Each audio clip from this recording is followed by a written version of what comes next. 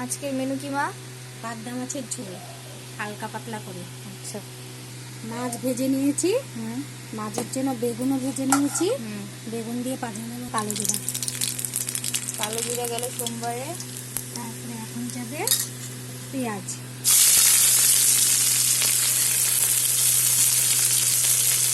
তাতে লঙ্কাটাও দিয়ে দেবো, ভাজা ভাজা হবে। তার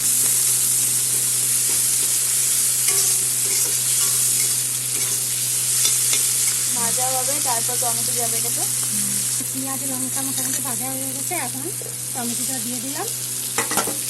টমেটোটা মোটামুটি নরম হবে, তারপরে মশলা দিয়ে দিলাম। নরম হবে না, লবণ দিয়ে দিলাম।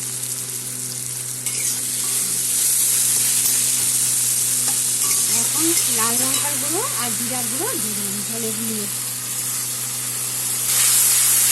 মাখানো হয়ে গেলে জল দিয়ে দেবো।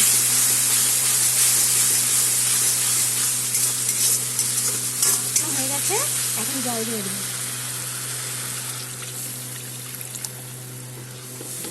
তারপরে দেবো বেগুন,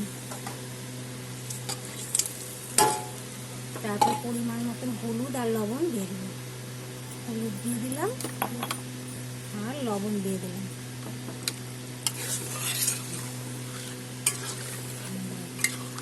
ঝোল ফুটে গেছে, বেগুন সিদ্ধ হয়ে গেছে, এখন মাছগুলো দিয়ে দেবো।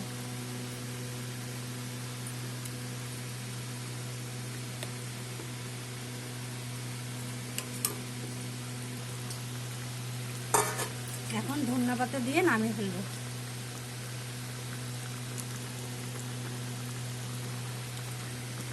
আমার মাছের ঝোল হয়ে গেছে, পাবদা মাছের ঝোল হয়ে গেছে। ধনিয়া পাতা দিয়ে এখন নামিয়ে ফেলবো।